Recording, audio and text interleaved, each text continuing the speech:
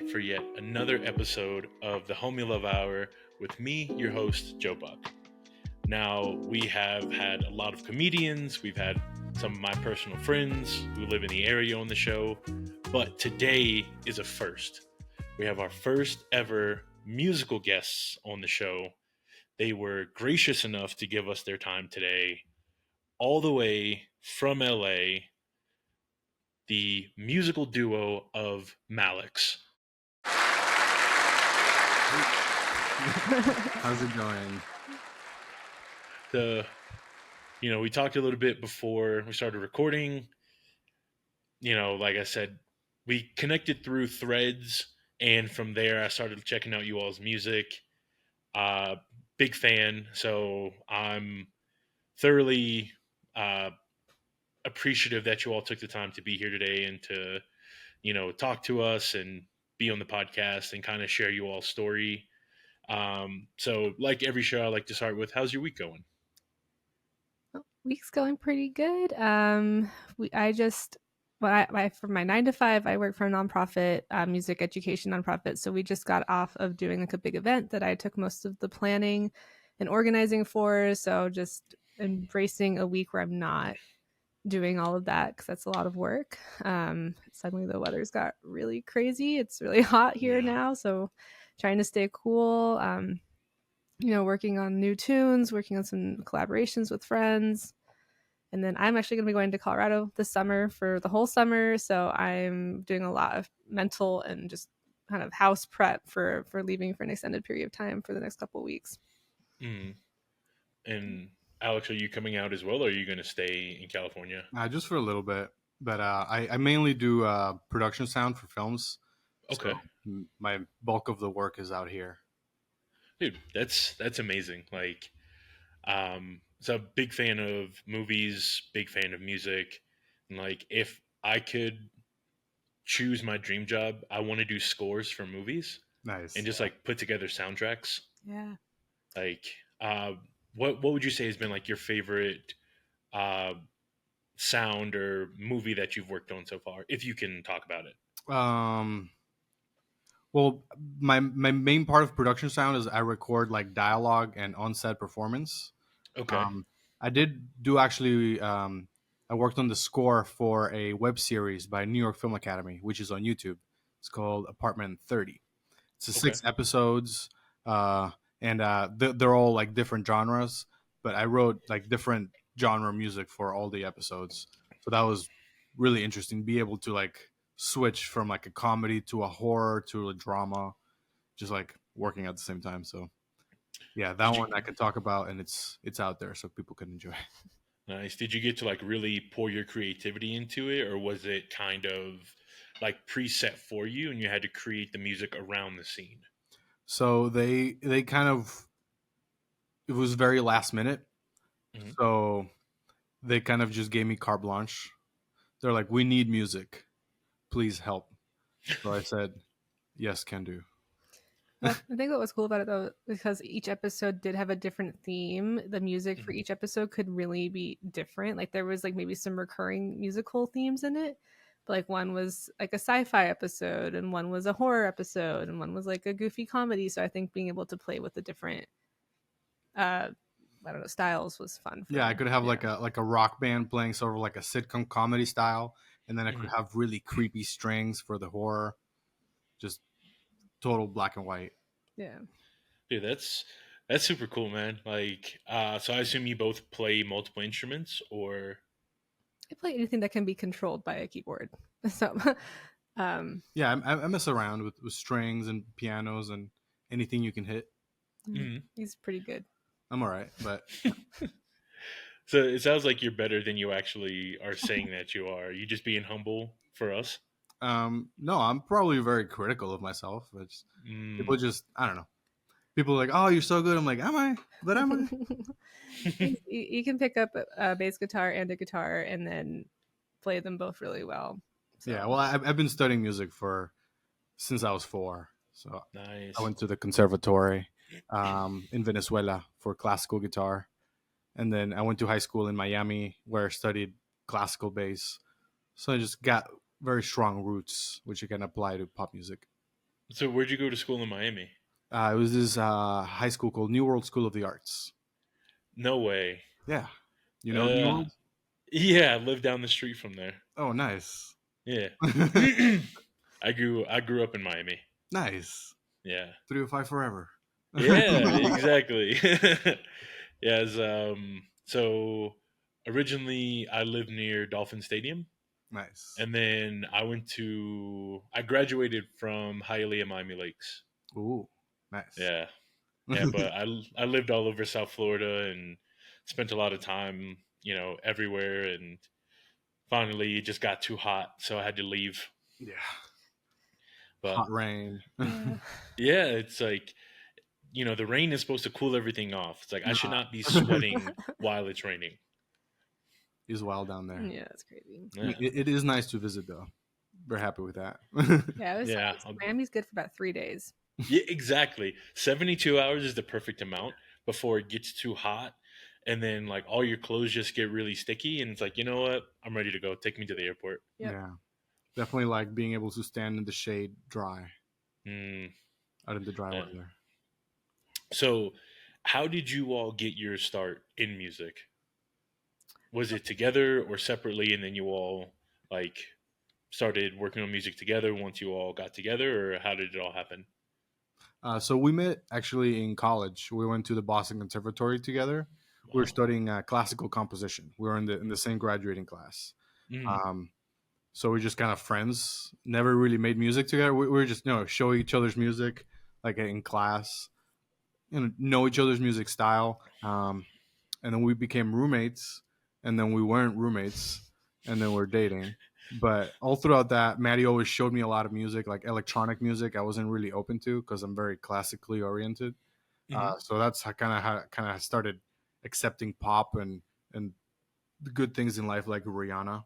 Um, and it wasn't for years. We didn't even consider music. We were just enjoy each other's presence. But then once we started doing music, just messing around, we're like, oh, we enjoy this. And it's having known other people and even dated other musicians is just hard to even jive with somebody, let alone somebody you spend so much time with. Um, so the fact that we could stand each other after talking about music, I was like, wow, that's crazy.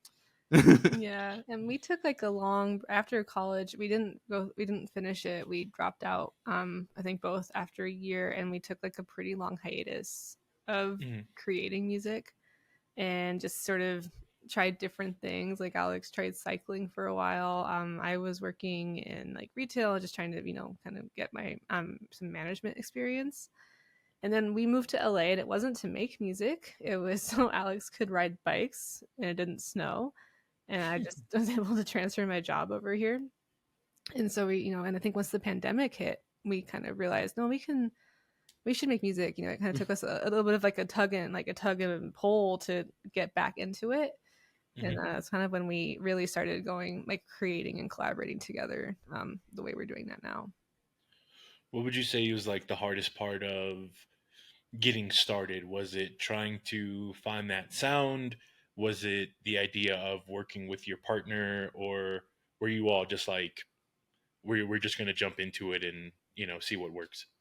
I think because we took such a long break, it was kind of the rediscovery of why are we musicians? Like why did we start writing music in the first place? And like why do we want to continue? Because I mean, Alex has like a much longer history of through these sort of top down, very intense sort of pedagogies and like learning experiences as a youth. And then for me, I just really liked it. But as I got into the academic kind of world of music, I started to fall out of love with certain things. So it was really redefining that passion and that interest, and like, okay, now if I'm making music right now, what is my sound? What is it that I want to create? Not what is someone telling me to create. So I Mm. think for us that was probably the hardest thing. So just kind of getting through that the hump of like, I don't, what do I want to? How do I start this again? And then being like kind of forgetting the rules, I think, that you're taught, or forgetting certain things that are ingrained in you from studying music.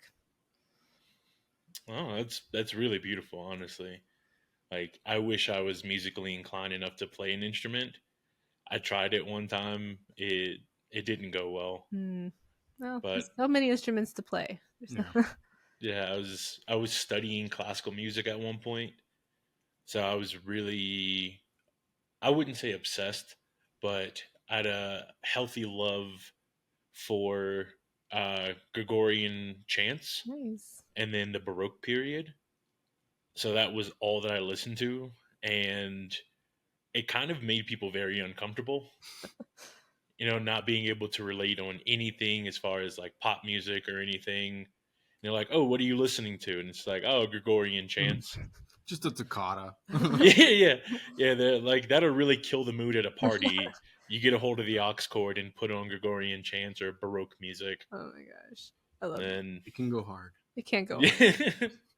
After that, like I started really delving into like metal and hardcore and like math, probably like tech metal, math metal, and then I don't know. I feel like On. yeah, it's like as it's gone on, my love and appreciation for music has only grown. So my appreciation for different kinds of music has also like grown with that. And like that, the idea of one style of music being more elite than another, I think has kind of dissipated as I've gotten older. Mhm.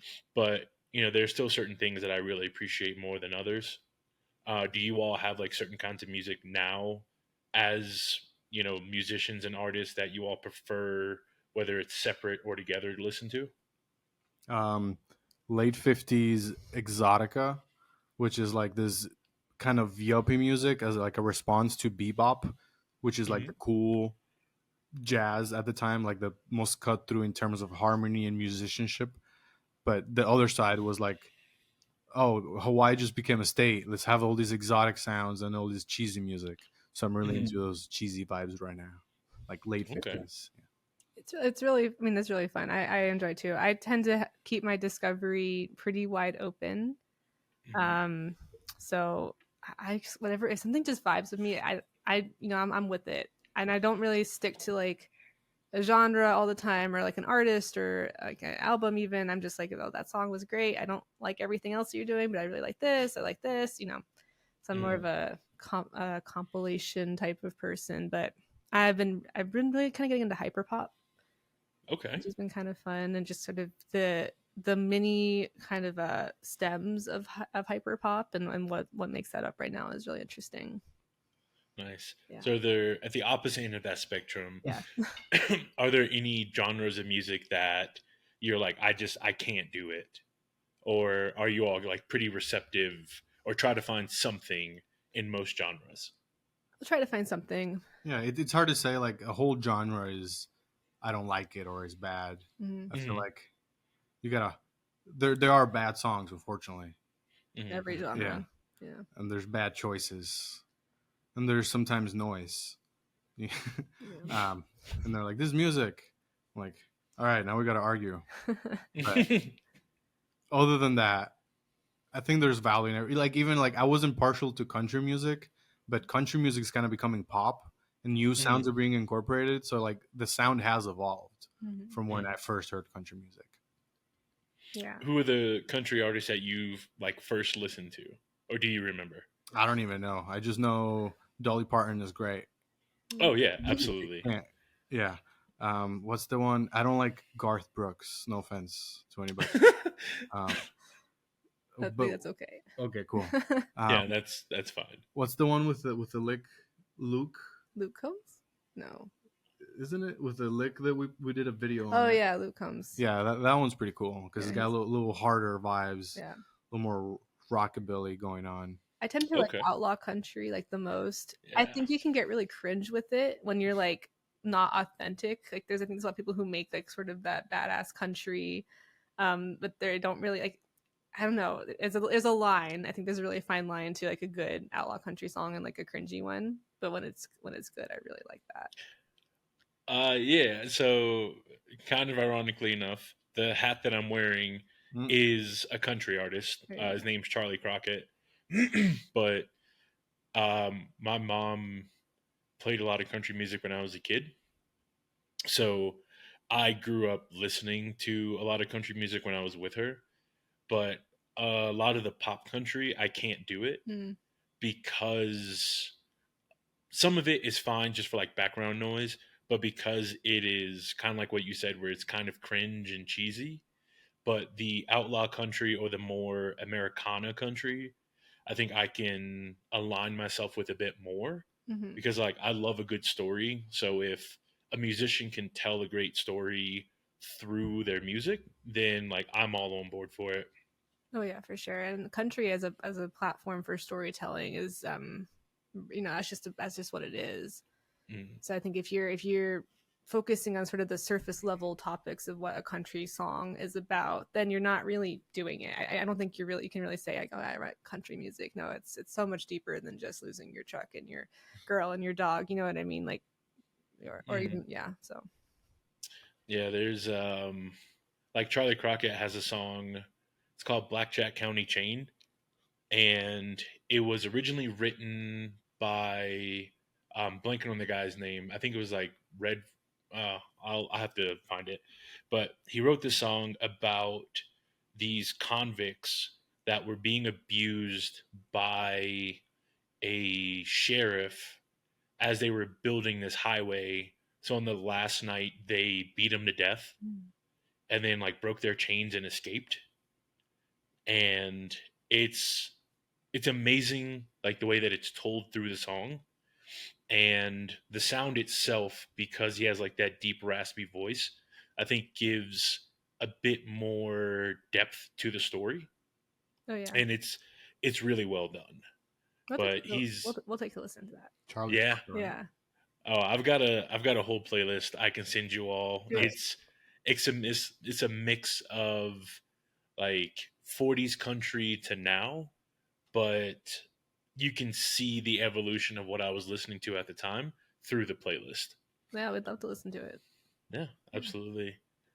So, um, in living in LA, do you all find that it's hard to find genuine people to make music with, or would you say that it's relatively easy to find other people to collaborate with? I think it can be both ways. I think it just depends on what community you're trying to get into. Mhm. For us, we kind of lucked out in being brought into some open mic communities by from people that we'd met, which have come up with a lot of connections for us and a lot of people that we're collaborating with currently and want to continue to do so. But then I think there's also a lot of other open mic communities and just music industry communities that are probably really difficult to work with. We Mhm. haven't I don't think we've really been in those rooms that much.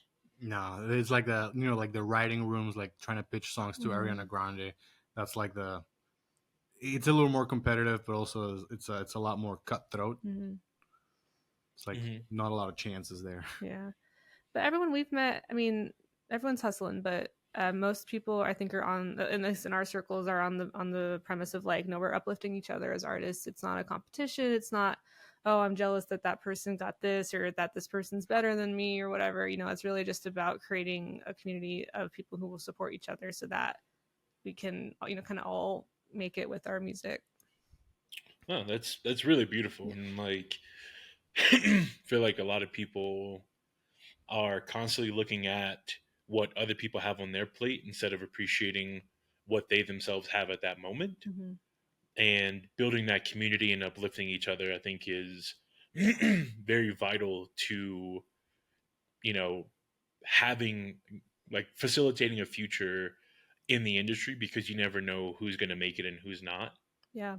And, what the definition of success means from person to person may be very different. Definitely. And I think it's also really difficult to put away any sort of want to judge or compare. And so when you're able to do that and you find people who are also doing that, like that's a really, really nice just moment to have because you're not feeling like, oh, this person's judging me or this person's comparing me to them or vice versa. It just, feels like really real and it feels authentic because you kind of cut through that and just, work with each other. Did you say, or would you say that starting off doing open mics and putting yourself out there, like how difficult was that for you all, or were you all just like, fuck it, we're doing it, and did it? It was difficult for us to get the momentum. I mean, like we should have started doing it a lot earlier than we did. I think, couple years ago. yeah, we should have started doing it so much earlier. So once we got over the, I guess, whatever fear or just whatever was holding us back, it's a little scary to get on the stage and do it, and that, you know, everyone's performing in a different way. I think we're kind of beyond just the guitar and the singer now. You know, like we bring like a keyboard, I'll have a drum machine up there, so it can be logistically challenging. It can be, from a stage fright perspective, really hard. But I think it's really important. And now that we've done a few of them, again, great way to build community, great way to just practice, great way to just hear our songs live and kind of adjust how we want to perform them live. And, you know, what does that look like for us? So once we get over the hump, it's good. It feels good. Would you say that it's hard to, or was it hard in the beginning to go back and listen to those recordings of yourself, or to watch yourself in the beginning to, Yes. yeah, Always. I mean, always. yeah, I feel like, and it's like, I think it's the same kind of like taking a selfie. You need to like give yourself a lot of time to forget about it. mm-hmm. So then you can look back at your camera roll and be like, oh, okay, that's actually an okay picture. Or, okay, that actually, we did a good job playing that. I think looking at it the day of or the night after or whatever, like you need to, as is hard. Like you're going to be already in that self-criticism headspace. So give yourself like a week and then watch it. Nice. Yeah. So you mentioned stage fright. Mhm. How do you all prepare when you're getting ready for a show? Do you all do breathing exercises? Do you like use positive affirmations, or walk me through the process if you care to go into it? I usually just throw up, but I don't choose to. It just happens. He's been So good about not doing that. yeah, by not eating, that's the trick. You don't eat before the show, and you don't throw up because there's nothing to throw up. Mm-hmm. That's all I got. I've been doing it since I was a kid. I feel nervous for no reason, and then the second it's at the time, I'm fine. I just say whatever, we're gonna go do this. Yeah. Let's do it. Doesn't know, as I think like what stage fright. I think it comes from different things. Either the fear of you messing up, or the fear of the audience hating it, or I don't know. Like I don't know what else there is, but I'm like, if we're gonna mess up, we're gonna mess up. If the audience hates it, they're gonna hate it. Doesn't matter. Let's just get on the stage and let's just see how it goes. So I think I might be a little frantic beforehand, but I don't do anything. Let's just go. Let's just get on the stage. Let's just do it. Yeah, Yeah. good. Yeah. We did good. We do okay. Yeah. I can't play the Jeez. notes live all the time very well. That's okay. We'll get there. Yeah. Okay. See, you guys both have much better approaches to it than I do. Granted, again, I'm not a musician. I do stand-up comedy, Okay. which is way worse, and Being it's just completely exposed. Like, hey, yeah, it's hard, and like I used to drink a lot before I'd go on stage, so I'd be more comfortable with the room. Mhm. And then, well, even still now, I eat mushrooms before I go on stage, and a lot of people try to do that and they kind of freak out. But for me, I kind of feel all that anxiety just melt away. That's good. nice. But like I realized like I was starting to use it as a crutch. Mm. So I was just eating mushrooms all the time, anytime I had to interact with the public. So I've been weaning myself off of it, and also like going back and listening to myself and watching videos to realize like my posture was off, or my body language didn't like put off the energy that I wanted it to. So I've been going back and like watching that, even with this podcast, like editing episodes or hearing my voice. I was like, no, I would much rather pay someone than to ever have to look at myself on camera or hear my own voice. Yeah. But it's something that, if you're going to put yourself out there, you have to learn to be okay with it, or, you're kind of just never going to be okay with yourself. Yeah, that, and I think just looking at it in a very much of a, I'm gonna adjust when I have to adjust, not like over criticize, but like, okay, this was good, this I need to work on that. Like that's really important. Um, I think when you're as an artist or as a performer of any kind to just make sure that you're doing better and better each time. Yeah, that's why I want to look at like, oh, why did I mess up like this? You can find logistical things like, oh, I forgot to mention something entirely during the Mhm. Yeah. when we're thanking the sponsors or whatever. But Do you all do multiple open mics in a night, or do you just? no, it'll just be the one. We should take one a week. We could probably do one every day, but just because we're super not spontaneous and it just like we have like we need to like plan a whole like 2 days before we do anything the Yeah. next day. That way, we usually if we do it once a week. We haven't done it like one in like 2 months. Yeah, we had Nice. after the show, we're just like, okay, we did a show. Now let's do another show. We're trying to see how that goes. How do you all decompress after you do a show? Do you like talk about it, watch the video immediately, or do you just like sit in silence and kind of just mentally go through everything? No, I obsess over all the videos. I put my GoPro there and I look at every second and I rewind. I'm like, okay, all right, we were rushed here. All right, it's bad. I have to stop myself. Then somebody texts me, oh, great show, and I'm like, okay, never mind, we're okay. Yeah. It's not that bad. No, I think for me, I think when we came back from our show, we just went home. I think we watched TV. I was looking at the videos I know you were in looking my at TV, AirPods. yeah, but I was just like, I just need to like just watch TV and chill for a little bit. We did a really cool big thing, and then yeah, I don't really want to hear the stuff after, because of the like just like I'll be like criticizing myself, and I don't want to do that right after a show. So Smart. Do you find that like your different styles or your different approaches to like pre and post show help balance each other out?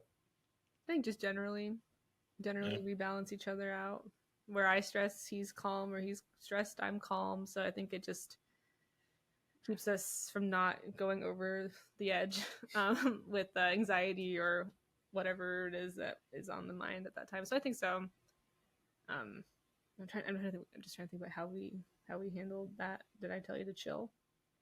Probably not. No, I think we did okay. Yeah. Okay. I think we do. Yeah. We had prepared so much. I even had us rehearse putting us stuff in the box while we were on stage as part of our rehearsals. I'm like, okay, now you fold the cable.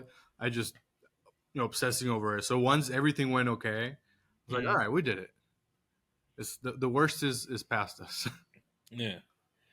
No, that's beautiful that you all like have each other like to I guess like balance each other out, but to also compensate for something that you might not necessarily know how to handle, or much like you said, to like talk you down off a ledge when you're feeling super stressed, Mm-hmm. or something like that. Like that's something I feel a lot of people don't have, Yeah. or the other people in their lives are kind of just like yes people, so it becomes like an echo chamber.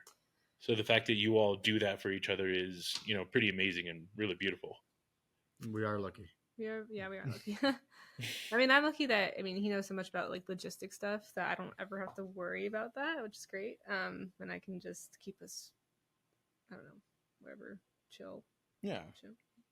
Yeah, I'm this week I'm producing a metal band called Sonic Medusa. I'm doing the recording and production, so I'm really well versed with audio live sound.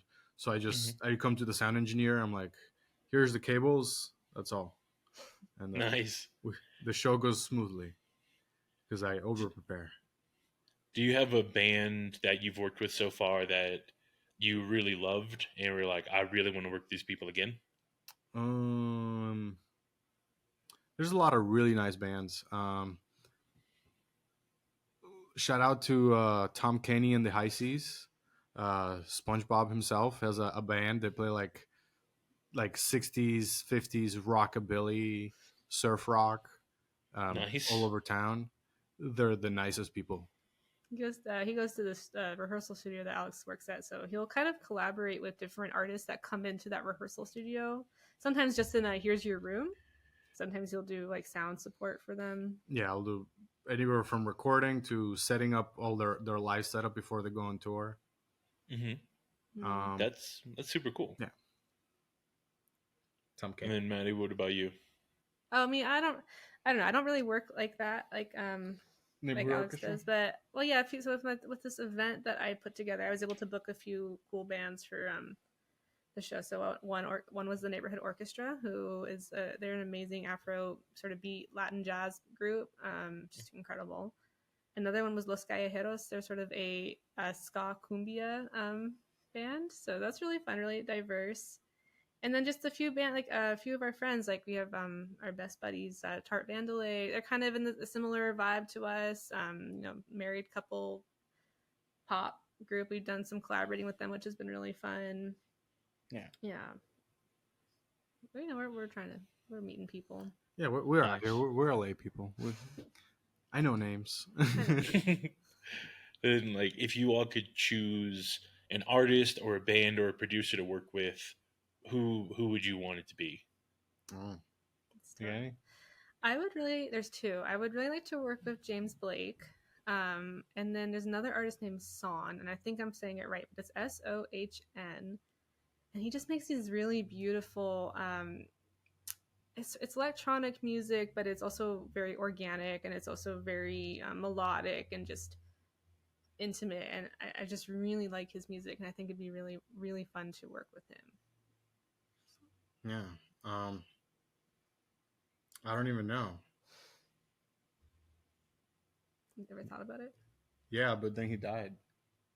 They could be a dead person. Too. Okay, João Gilberto before 3 years ago. Yeah, he's great. He revolutionized Brazilian music and like simplified all of like 200 years of Afro beats and samba into very simple rhythms, which became bossa nova in the early 60s. Okay. Yeah, that's amazing. So would you say you're, like, as far as like your personal music, say like I had like a really big influence on you as far as like your approach or music you might play on your own time? Yeah, like he was a guitar player and singer at the same time. Just the simplicity of how he would arrange a song, and just that he would do this thing where he had his voice very calm the whole time. Even it would feel intense, but he'd be very calm. And while the guitar is doing all these crazy nice rhythms underneath beautiful harmonies.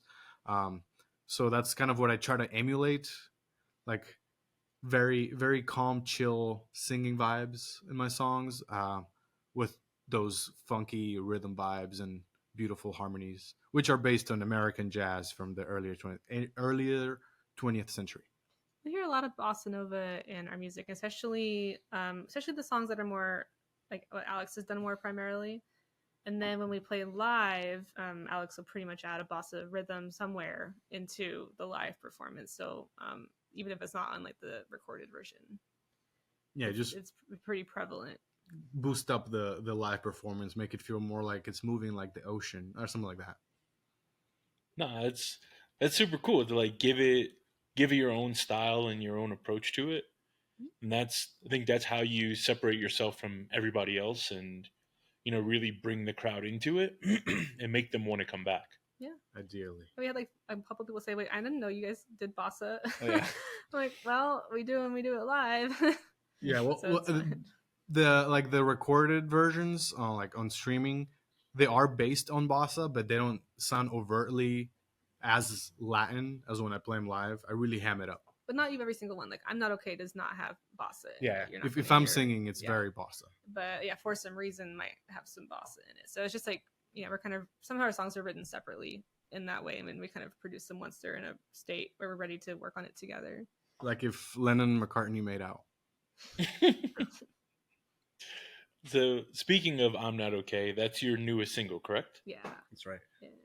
So when you were writing that, what was your approach to it? Or was it just like, I'm having a bad day, I need to get this on paper? It was pretty much that. This one, So this was the song that I had done most of the work on. And I was at home all day. I was not eating. I was just whatever, being super depressed. And so once I got myself out of the house and got fed, I went back home and I'm like, I'm not okay. Like, what is going on? What is this? So I was just like singing that to myself. It's just like, I'm not okay. Just for whatever, stimming or whatever. And then I got to the piano and I was like, okay, wait, I can write a song about this. So I just sort of let it out. Whatever came next, I'm not okay. I sleep in all day. I hardly change in my PJs. Just kind of, the lyrics just sort of really came easy. The chord progression, just kind of fit with the melody I was singing to myself. And then from the production, I do really like, I said I like pop music, I like dance music. I wanted this to be kind of upbeat. I tend to start on more of a ballad, dramatic song first. But this one I was like, no, we're going to go straight into the beat. I think I wrote it. I think I did all the production almost that day.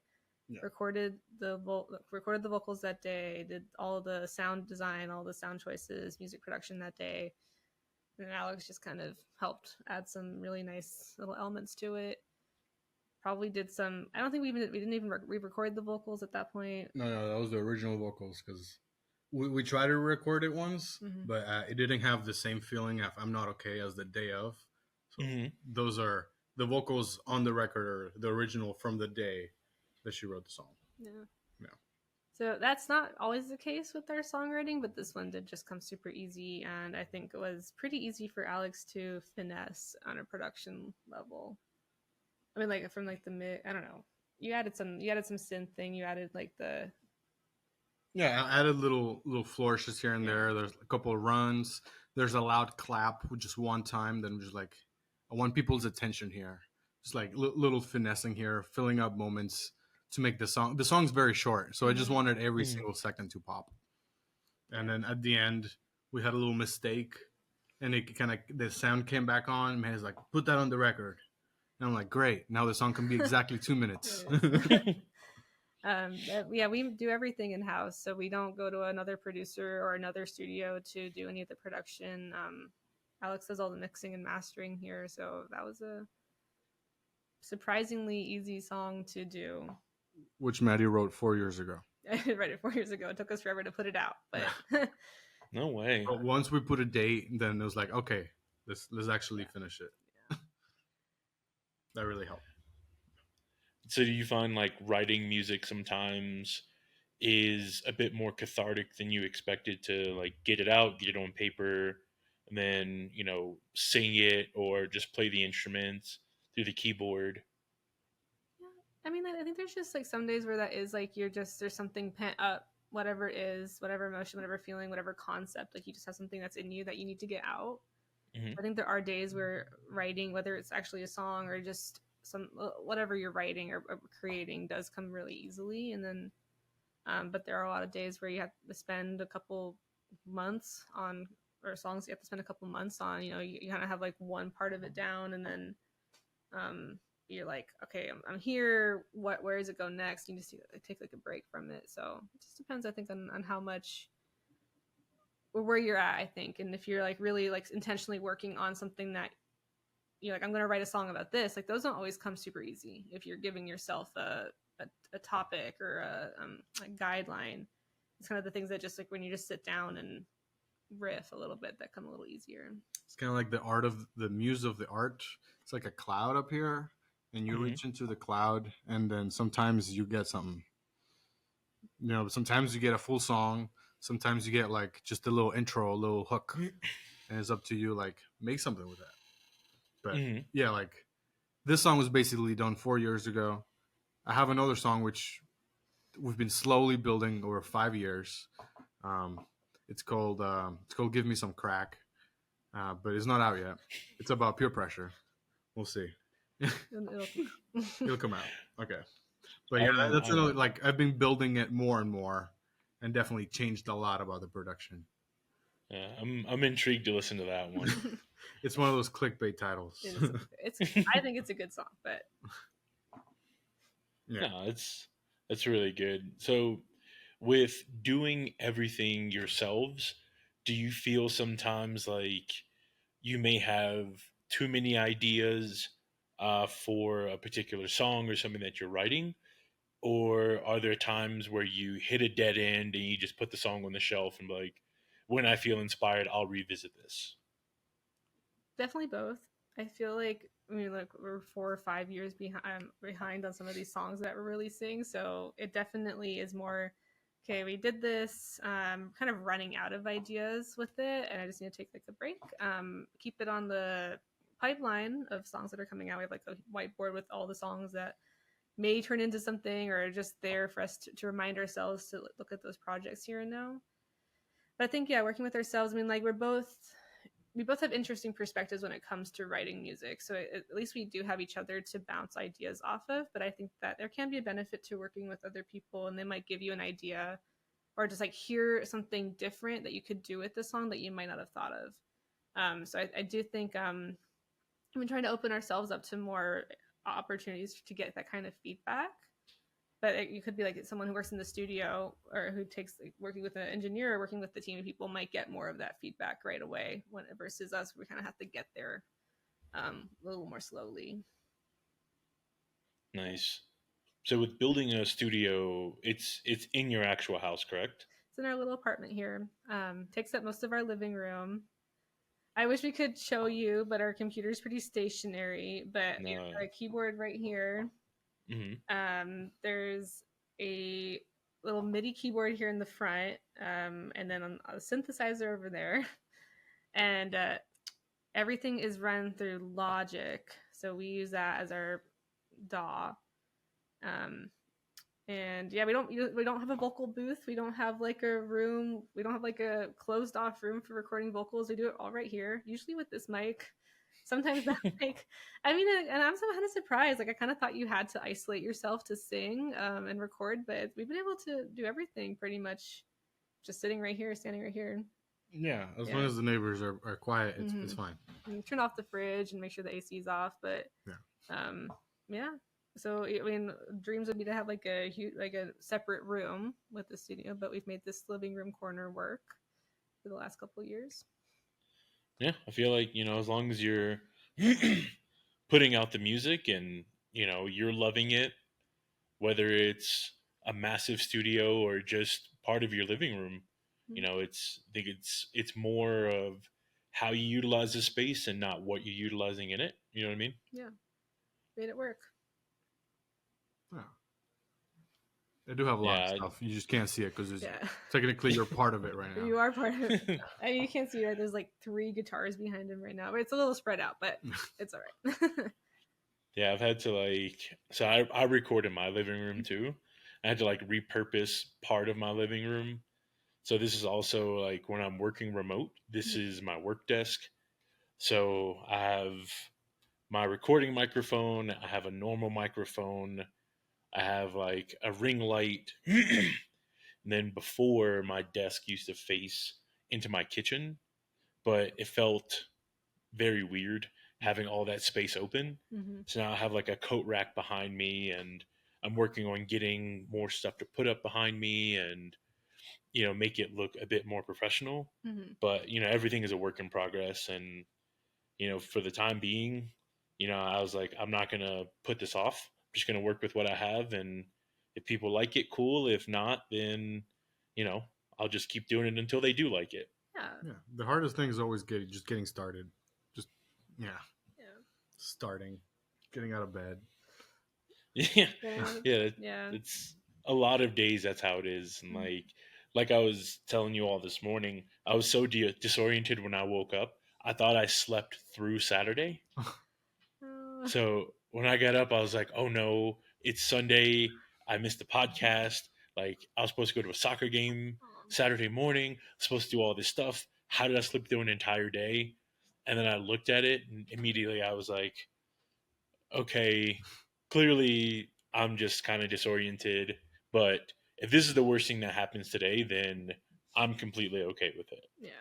And, super stoked we still got to do this. And luckily, I did not sleep through an entire day. I don't think my dog would have appreciated that. Yeah. So, do you all have any pets? Yeah, we have a cat. She's behind us somewhere. Somewhere doing something. she's really, yeah, she's pretty shy. Yeah, she's funny. We try to utilize her a little bit on the socials, to boost the views a little bit, but it works so good. It works. Yeah. If she's on the piano, which I kind of trained her by sometimes putting treats on the piano. Now she'll just jump on it and just make noise. I'm like, gotta get my phone out. Come on, keep going. She'll walk. Yeah, and then there you go, 5,000 views. The piano has like a way that you can record yourself playing on it, and she's managed to like be able to trigger the buttons to record whatever little nonsense she makes while stepping on it. I don't even know how to do that with the piano, but she's figured it out somehow. She'll also step on the play button and then play back her recording. No way. Yeah. So, well, I mean, all by accident. She like a real pod just trying to. By accident? No, I think she might know. All right. This happened like multiple times. Like, I don't know. Yeah, it happens every night. That's why the volume's down. Yeah. Have you all thought of using a beat that she makes on a song? There's that one. We just made a Instagram reel where she's on it, and she was on key, pressing the right notes. So we'll have to consider that because it did go hard. It was pretty good. Yeah. Hey. I don't know how the credits and the licensing goes for animals, but we'll have to figure it out. I mean, you're in LA. I'm pretty sure there's a bunch of animal lawyers who would be super stoked to help you all with that one. We'll schedule a meeting for people. Yeah, you probably have to buy her like extra fancy feast or something, or some management. Yeah. The irony of like people who do that. There was an actor that I saw took her dog with her because she couldn't find anyone to watch it. Her dog ended up making it into the commercial. She did not. Oh my gosh. And then an agent was like, "Hey, I want to represent your dog." So her dog has an agent. She does not. Oh my goodness. She cannot find work. So she has to live off of the things that her dog gets booked in. Oh That's amazing. But her agent takes like 20% of it or something. I don't know what the average take is for agents, but I'm like, man, that's got to hurt your pride a bit. That's next level. Usually it's like your brother, your sister, your daughter, or your dog taking your job. Yes, I was watching this comedian was talking about it, and he was like, yeah, I'm an established actor. I've done all this stuff, but they wouldn't let him be in the commercial, but they were also like, hey, you can't leave. So they had his wife be in the commercial. Oh my goodness. And like each take, they would be like, okay, move over. And before he knew it, he was out of the camera completely. And then they were like, okay, we're not going to have you in it, but we want your essence in the commercial. Okay. It's like, what that means, I have no idea. But that's got to hurt that your wife, who does not act at all, is in the commercial, but they want your essence to be on the side. Yeah, we want the sound of your breath far away. Yeah, we need the heat emanating off your body in the shot, but not you. You go over there. The shadow. Yeah, you go hang out in catering. Need you for lighting. Actually, can you hold this boom mic for us? Hey, that's my job. No, not anymore. Oh no, yeah. Yeah, you might get replaced by the cat or by Maddie. That was at this rate, yeah. So, sorry, go ahead. No, I was just saying. So going back to the nonprofit that you work with, is there a certain element of it that you find super rewarding, or is it like the whole thing beginning to end? You just love everything that you do at work? Yeah, I mean, so when I was thinking about work, it was really important to me that I was giving back, using my experiences with my own music education, because amazingly in LA, it's not that great. It's the arts education out here is pretty terrible. And you'd think with it being the entertainment capital of the world, it would be like built in to kind of the way of life, but it's not. So when I learned more about how the arts were presented in public schools and presented as opportunities for students, I was like, this is what I need to do. And so it was really important to me to do that, and then also like to tie in with my own interest in music and my own interest in like administration. My job is really working with schools to implement a music program through our organization.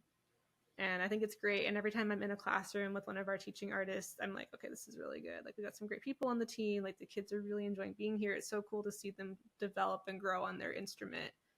And I love that about my work. I love that the organization I work for is called Young Musicians Foundation. And I love that they're not just about, oh, you're going to take your violin, you're going to learn to play these scales, and then you're going to, just do this sort of standard classical rep. Like, it's really about exploring what the students want to learn. So they're learning kind of like alternative music. They're learning not just what you would expect when you step into a lesson. Like, most of the classes don't start with scales all the time, or like, your traditional warm-ups. And some people like Alex might think that's crazy, but it is really, it's just really good for the students, I think, to just get more connected to the instrument that they're learning, just through these ways of like, what is it you want to learn? Okay, let's figure out how we're going to do that. So there can be challenges with the nonprofit. It's usually a small team, not a lot of resources. Things are kind of what's the right word? Scrappy. Like, you kind of have to get creative with how you get things done and what you do. But I've been there for 4 years. It's been a great job, a great team. So definitely love it.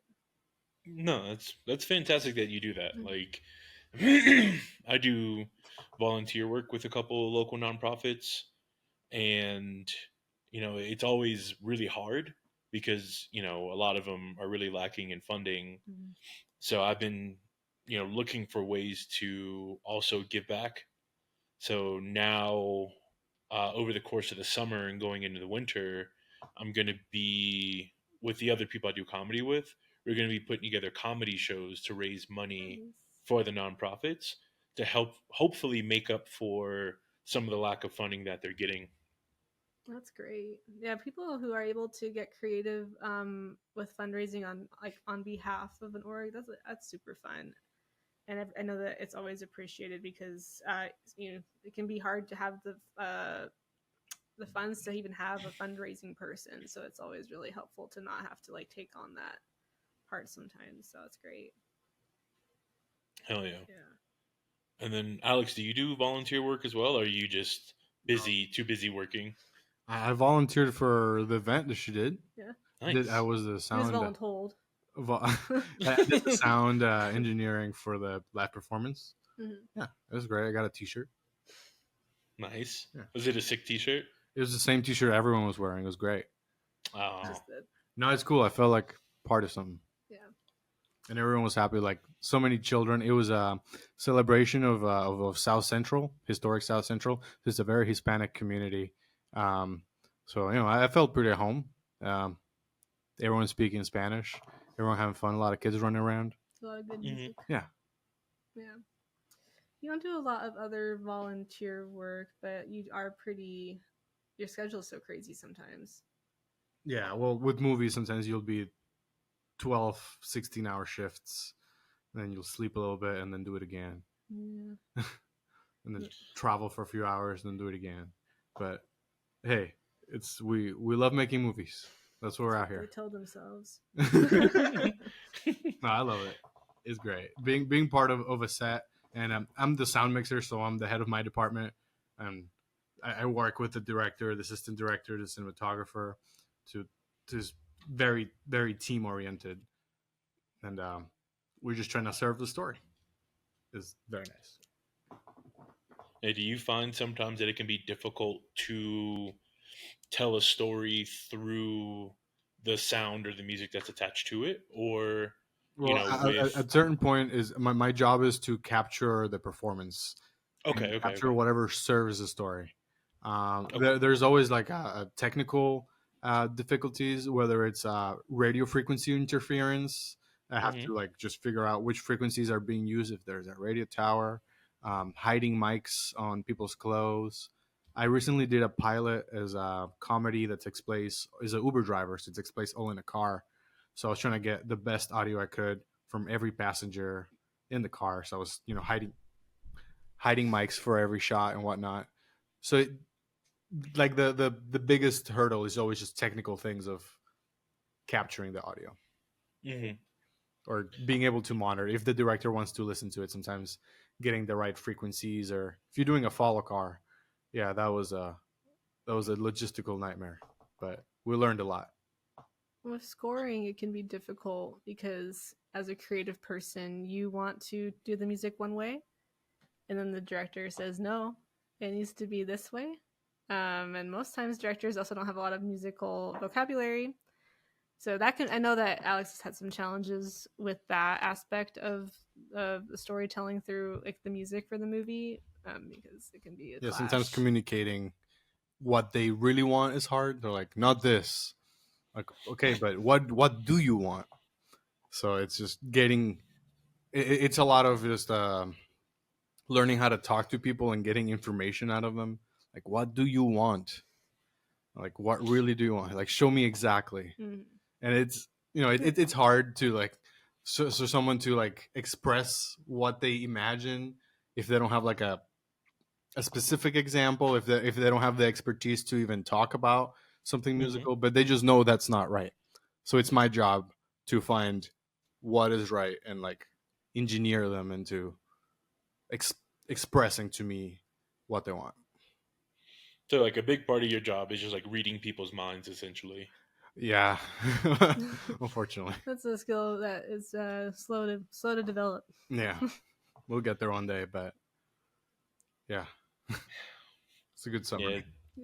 Yeah, it's like that's kind of how it is. Like prior to what I do now, I worked a lot in restaurants, Yeah. and that was kind of how it was. Where people would be like, "Oh, what should I get to eat?" Yeah. And I'm like, "Well, I don't know. I don't know you." And they're like, "Well, what would you get?" Mm-hmm. It's like, "Well, no, that's not how this works. Because if I pick something and you hate it, Yeah, now it's your fault. yeah, then you're going to be upset with me. So like, give me something to work off of here." I mean, I'm definitely the type of person, if I don't know what I want, to ask staff, like restaurant staff, like, "Oh, what's good? Like, what's your favorite thing here? Like, what do you recommend?" But then I also half the time I'll get the recs and then I won't even do that. Yeah. We went to this pizza place and they told us all the good things and I got something completely different. He's like, "You didn't even get what I said." And I'm like, "Oh, sorry." That looked better. That's okay. At least I know. Yeah, I would have that happen a lot too, where people were like, "Well, what would you recommend?" So I'd be like, "Oh yeah," and I would go through the entire menu and be like, "Oh yeah," depending on how hungry you are, because I would try to cover every single avenue that I could think of, and then they'd be like, "Actually, can I just do soup and rice?" Yeah, not And I'm that. like, "Yeah," and I'm like, "God damn it, that wasn't even one of my recommendations." Like, I feel terrible now. Oh. Yeah, your recommendations suck. Yeah. Wasn't what I wanted. Yeah, it wasn't what they wanted, but it's like it's always like I get it down to two options, and towards the end I would be like, okay, we're gonna go A with this or B with that, and then I would flip a coin, and ultimately it tells you what you want, Yeah. Mm-hmm. but when the coin tells you, oh no, it's the other one, most people are like, actually that's not what I want. I want the other thing. Yeah, yeah. And I'm like, cool, perfect. We got it down to two. Flip a coin. You knew what you wanted. I'll have the burger. Well, Just the get chicken it done with. tenders. Yeah. The kids menu. Yeah. Dude, kids menu hits every single time, and Can't go wrong. I hate that it's called a kids menu. It's like, why don't we have like an indecisive adults menu? Yeah, we should. I think it should be like that, like just like one extra thing, like full size quesadilla instead of half. Yeah, there's a place that I saw. They have one thing on the menu. It's like I think it's called I don't know what I want, and it's like 2 chicken tenders, 2 mozzarella sticks, a handful of fries, and like half of a burger. So you get like a little bit of everything, and so you can figure it out on your own. Perfect. It's a great name. Yes. You just come up with it like, okay, that'll be $7.50. It's like, yeah, can I get I don't know what I want? It's like, what kind of sauce do you want? It's like, but you know what? Never mind. You're getting ranch. Use it or don't use it. Yeah. I have to choose now. No choice. So did you all ever work in restaurants yourselves, or I know you said you worked in retail. Yeah, actually, well, I worked at Starbucks, so it's kind of like coffee retail.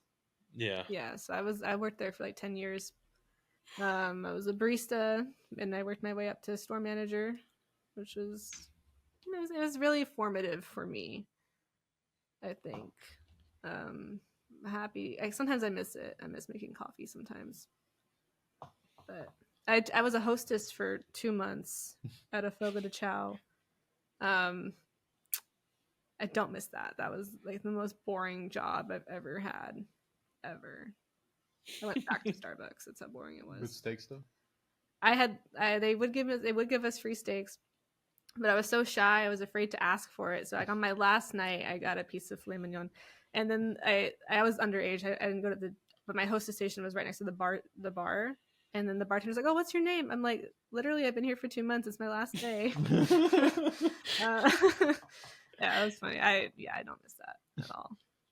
But I worked in 2 fast food restaurants in Boston, like burgers and hot dogs. Mm. Yeah, that was great. I mean, I gained a lot of weight. It was great. It was awesome. Yeah, just like, Yeah. oh, you want bacon on your chicken tender burger with whatever you want? Yeah, sure. That's your lunch. Yeah, More, hell yeah. more chicken tenders instead of fries? I think we can do that for you. Why not? Can I wrap something in bacon? Yeah, where are you? Yeah, and I had a it was right by the hot dog place. It was right by the Fenway Stadium. The Mhm. year the Red Sox won the World Series. So we ran out of hot dogs. The hot dog restaurant ran out of hot dogs. oh no, People smoking cigars inside. oh no. That was like No my third day way. on the job. That's crazy. I had a employee. He would choose one random thing to fry every day. Nice. I don't know why. He would just do it. So sometimes it would be like he would grab shrimp and drop it in the fryer. And then one day he fried a burger. And then one day, for no reason, completely unprompted, he fried a bunch of lettuce. And then on his last day, he fried a bunch of napkins. I was gonna say it was like for like a shoe. Yeah. It just got progressively worse and worse. Yeah. Were they battered or just straight in the fryer? He would batter them and then fry them. I never understood it. Yeah, I don't know. I can get that. I think a fried lettuce sounds kind of interesting. Isn't it just water? It's just warm. It'd just be like really warm and soggy, Hmm. but it might be kind of okay. Yeah. No, I can totally you try it. It's just experimenting. Yeah, I get it. It's got the Yeah, resources. Yeah, I worked in one fast food place. I worked at a Five Guys, Nice. and I liked the people that I worked with, but I kind of hated my job. Yeah. And then it's very short lived. Like the craziest thing would people would lie to get more French fries. Because like each meal, it doesn't matter what size fry you order, they fill up like half the bag with French fries. Yeah. And without fail, someone would complain to get more French fries. Mm. And I'm like, at that point, man, like just ask us, we'll give it to you, but don't lie. People are really funny like that. I mean, like the amount of that I dealt with at Starbucks. Jeez. And then you also have certain like employees and coworkers who like want to die on that hill sometimes of like, no, I'm not going to give you this thing that literally would cost me nothing to do for you, but I'm on a power trip right now. So that was always hard too, but I get it. Customers out there trying to scam. Hmm. And you have to like get to a point, I think, where you're like, wait, I don't care. Yeah. If you do that or not. But yeah, I get you. Yeah, I had a lady, she would come in like so the place that I worked at, we had like a really strict policy with coupons, which is like if they were photocopied, it automatically voided them, and if they were expired, it automatically voided. So this lady would photocopy expired coupons, and then she would bring them in, and then she would be super rude on top of that. Mm-hmm. And one day I was like, you know what? I'm having a really bad day. Much like you said, I chose to die on that hill, and it turned into like a full blown argument. She tried to say like all these things about me, and I'm like, no, this coupon expired a year and a half ago, and this is clearly like a photocopy of it. I'm not letting you use this. Mhm. She threatened to call corporate on me, and I was like, lady, we don't have a corporate. Like, there's nobody to call. You, like, I'm corporate essentially. Yeah. Like, and you're gonna complain to me. Yeah, I mean, all the time. I mean, the amount of times I hear, my dad works at corporate, or I'm gonna call this, and no one I know got fired. So, yeah. There's a brewery I worked at, and people be like, "Yeah, I know the owners," and I'm like, "Cool, me too." Like, they sign my checks, so like if you want to call them, you're more than welcome to. Like, I'll talk to them for you if you'd like and explain the situation. And most times people be like, "Oh, so you're not going to give me what I want?" And then they would just leave. And I'm like, you could just ask me for the thing, and I would have given it to you, but you're trying to flex on me, and now I don't want to help you. It's a two-way. Customer service is a two-way street. You know, Mm-hmm. you go the way you go into as a customer. I mean, there are people on both sides of it who are just probably not going to be moved or nasty on either way. But how you come into it, how you approach it as a customer service person, it defines the whole interaction. Yeah, I went to a pizza place yesterday, and the guy working the front or working the register was so nice and welcoming. I debated buying more stuff just because I was like, this guy's so nice. Like, he's a hell of a salesman. Yeah. And everything came out so smooth and genuine. And I was just like, wow, I like this guy. He's super nice. Like, I want him to come work for me, but I don't think he would have left that place to come do that. That's always a good one too. Yeah, you luck out when you find that person who just like can put that in, like on a retail job or a food service job, who can put that energy in. That you luck out with those kind of people. Yeah, and it's like, please don't leave. I will pay you whatever you want. Don't leave. Yeah. Oh, customer service. Yeah. Yeah. Don't like that. And you do have to kind of put the rules down though, like at certain levels. Like, if it's like, oh, I'm not going to give you extra caramel drizzle versus I'm not going to use an expired Starbucks card, right? Like there's different things, for sure. And like the amount of people who come in who are just rude, and like I've had incidents with like verbal assault and nothing quite physical. I mean, it was the time that someone threw a chair, I think, over the bar. What? Yeah, I mean, I don't know. I can't remember if it was like an employee or a guest. I don't remember, but it can get really intense. And it just sucks. No one should have to deal with that on that kind of level. But yeah. So I guess the main question is, have you ever written a song about a really shitty customer? No, I've written songs about shitty managers. Have those been released yet, or are those not yet? No, and it's like more. They're kind of subtle. It's like less about like you and more about like me, like how I'm gonna deal with you, kind of, or how I'm gonna deal with the situation. We have one that should come out this year if we can get our act together. Yeah, we'll see. But you? Well, I mean, I'd say overall, like I'm like I said, I've been loving everything that I've been hearing, and when I listen to "I'm Not Okay," I listen to it like 5 or 6 times in a row. Oh my gosh! And kind of like I was telling you all beforehand, it was very reminiscent of like synth pop and bedroom pop. So the vocals for me reminded me a lot of like when Clairo started making more dance style music, or some of the slower stuff that Chaperone was putting out. And the synth reminded me a lot of this band. I don't even know if they make music anymore, called Freeze Pop. And I'm a really big fan of synth music as a whole. So the second I heard that da-na-na in the beginning, I was like, yeah, like, yeah. It's just so kind to for you to say that and for us to hear it. We're just really glad that you liked the song and that it sticks around. You want to listen to it a few more times. That's great. It's just really good to hear, and we really appreciate that. Yeah, of course. Like I listen to other stuff as well. It's just like I think that was the one. You know how you first listen to an artist, Hmm. and that's the song that sticks in your head.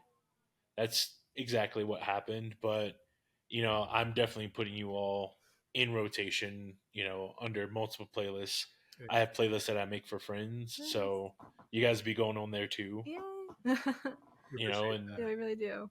man, once you guys start touring, like Uh, that. no, I mean, like, we're trying. So, because I'm going away for a little bit, we're not going to Mhm. be able to do much together since we'll be separate for a couple months. So, as soon as I get back to LA, I think our goal is just to start doing shows in LA and like kind of around the areas like San Diego would be, we could go out there, or maybe Santa Barbara, but just really kind of get local and try to find, opportunities to perform with people we know and just find more of a fan base there. And then depending on how that goes, maybe we'll end up going Further east. further east, further north even. Oh, okay. Yeah. Go up to like the PNW. And because I'm from Colorado, I'd love to branch out into like I never want to call Colorado the Midwest, but whatever you want to call that. Um, It's fancy Midwest. yeah, The Rockies. Yeah, we're at the border of the Rockies. Nothing more Midwest than that. But I think it'd be great to get back home and do some shows out in there, New Mexico, Utah. Why not? Oh yeah, Utah's cool. Yeah, but there's no Dude. plans to tour at this moment. Yeah. Yeah. I mean, it's one of those things where it'll come in time and kind of grow organically the way that it should. I feel like a lot of people, when they try to rush that growth, it never really hits the way that it should. You know what I mean? Mm-hmm. And it's almost like the expansion is just a catch up game of, okay, we booked this tour. Now, how do we go about getting people to come out? Yeah, and so I think doing more shows too will just kind of help assess a little bit of that. Who would be interested in coming back for more, or how many people who we aren't our friends and family can we draw into a show that's like local to us? Because I do think that to grow fans, I mean, it's getting really dark here now. So we're just shrouded in darkness right now. It's okay. No, you're all good. As you try to grow fans, you can try the TikTok thing, which we've done a little bit. But I think it's really about showing up and people hearing you and like connecting with you as a performer. So I think the more opportunities that we can do that, the more of that we'll be able to develop and then, start branching out more. So Yeah. I mean, whenever you all come out here to visit, if I'm doing a comedy show, you all can come perform on the comedy show and just play music. hey, it'll be fun. Yeah. I don't know how interested in that you'd be, but could be a hell of an experience. Could be fun. Yeah. Why not? Why not? We'll be there in June. Yeah, perfect. We'll figure it out. Yeah, I mean, you'll have to pass here to get to Aspen, anyways, unless you fly into We do. like Utah. No, we fly directly to Aspen. Oh shit! Yeah. Okay, yeah, that's a much better flight. Yeah, but I've been wanting to take Alex specifically on like a little road trip around the Rockies a little bit. I'd love to visit, like, my grandmother lived in Colorado Springs, so we'd always go to like Manitou Springs. Yeah, I've wanted to go back there. I want to go back to Crested Butte. I haven't been to Breckenridge in a really, really long time. So there are these like places that I do want to go and take you along with me, Leadville. yeah. I just went to Manitou Springs for the first time on Thursday. Oh, isn't it like the cutest? Yeah, it is. It's like I was telling you. It's kind of like if Boulder and Steamboat had a baby. Yeah. It's these really nice rolling hills, and they have like the water that naturally comes out of the ground. Yeah, so you can just you just drink it, and it's like it's really, really adorable. It's perfect walkable town. Then I went to the zoo for the first time. Like, it was amazing. Highly recommend it. And wait, is there a zoo in Manitou Springs, or was it I went to Cheyenne Mountain, Oh, which is in the Springs. Nice. I don't think I went there. There's a lot of hidden gems on that side of Colorado, I've not been to the Garden of the Gods.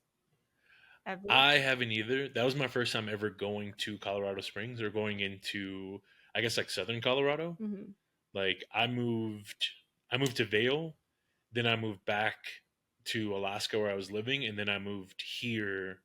I live just outside of Breckenridge, actually, Nice. and I've never been to southern Colorado. I just went to Steamboat for the first time last summer to do a show. Cute. So I'm like slowly branching out and like seeing more. Yeah.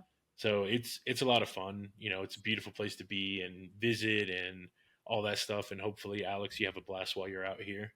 Yeah, is Steamboat the stinky one? No. Is this No? stinky? No, that's It was. oh god. Wasn't it stinky where Scott and Sylvia were? Oh, yeah, they do have a hot springs there that was kind of smelly. I mean, anyone with a hot springs is going to have a little bit of a sulfur smell. Cool. Yeah. Yeah. I thought you were talking about the town that smells bad, and I was going to say that's Greeley. Greeley. That's Greeley. No, I think there's a hot springs in Steamboat, and I think you're smelling. Well, it was just on the road, yeah. and there was like a pedestrian bridge, and it was just a stinky spring water. Yeah. Glenwood's also kind of got that, and Oh yeah. anywhere with hot springs. Oh, when you guys visit, Independence Pass will be open, so you can take that. When I was growing up, I told myself I'm never going to drive it Yeah. because I was always afraid, but I think I can handle it now. Mm-hmm. I can go to the continent. We can go to the top. Yeah, There's your some dad drove me continental like halfway, and he was like, "Nah, it's taking too long. Let's go back." Yeah, there's so much. Yeah, I'm excited. Yeah, I go out there during the summer to go stargazing. Nice. Nice. You go like all the way to the top, and you can see like the Sangre de Dia mountain range. So at night, you look up and you can literally see more stars than you could possibly comprehend. Wow. And it puts things in perspective for you, and it's really, really beautiful. Yeah. And then when you come down, you end up in Granite. You pass through Twin Lakes into Granite, and then you can go up to Leadville or you go down to BV. So it's an amazing drive. It's a lot of fun. Yeah, we would always stop by the little store in Twin Lakes because I would get car sick after. I would get car sick after doing the pass, and we'd always get like little candies, and they have like these little candy sticks, and I'd get peppermint. Yeah, still love it. And on our way back from like Denver, we would stop there so I could suck on it while we were going down the pass. Yeah, that brings back memories. Oh yeah. Memories. Yeah, Nice. love it. I don't think I've ever driven it at night. That sounds scary. Driving it at night is kind of crazy Yeah. because like there are elk and bears and everything else that wander through there. Yeah. So if you're not careful and you're not paying attention, the likelihood that you have a close encounter with an animal is pretty high. Yeah. But once you're towards the top, it thins out a lot, so you can kind of see everything around you. I would be so concerned about those turns because I remember there's so many that didn't have guardrails. And you just hear all these stories of like people just veering off, and I was why I didn't want to drive. I didn't want to like accidentally veer off the cliff. Yeah, the top is steep and it's got the hairpins. That would, I mean, if you're anyone who does that at night and doesn't drive off the cliff, my kudos to you. That is some good driving skill. Yeah, I didn't want to bring it up, but yeah, there was a lady towards the end of the summer who drove off of it, and nobody knows why she was on it. She just went straight off. It's crazy. It's scary. And it's sometimes no trucks are allowed. Doesn't mean that a truck doesn't try, and they get stuck, and then that just ruins it for everybody. Mm-hmm. Yeah, always with the truck. But I think it's getting dark where you guys are. And It's just it's the light is just dimming, and we have it in this really awkward spot where now it's just the blinds that are closed. Some dramatic lighting. Yeah, it's just, the sun is beginning to set very slowly. Yeah, it's it's kind of how it is here. Yeah. So, like the next block over is where the mountain range starts going south. So it's like by like 4:00, the sun is behind it. So it starts getting really dark very quickly here. Like it looks super light, but I think that's just because of the ring light I have on. Got it. But either way, I think this is a good spot to stop today's episode. This has been fantastic getting to talk to you all, and it's one of those things where you never fully understand the degrees of separation between you and someone that you might deem as an absolute stranger. Between you growing up in Aspen, Maddie, and you, Alex, going to school right down the street from where I grew up. Yeah. It's the world is never quite as big as you think that it is. Yeah. And, I'm very appreciative that you all took the time to, log on and talk to me and, talk about your music and how you all ended up here and your inspirations and everything else. I like to always offer a platform for people to, talk themselves up and have very organic conversations. So, thank you all again for taking the time to be on here and have these conversations with me and, just taking time from your day to talk to a stranger on the internet. Well, thank you so much for having us. And yeah, again, finding that little thread on the internet and just making this happen. We really appreciate that you took, that you're having us here and you took your time out of your day to talk with us. And we're very excited, looking forward to this for the last week. So yeah, really glad to be here. Yeah, absolutely. So with that being said, is there anything that you all want to leave the listeners with?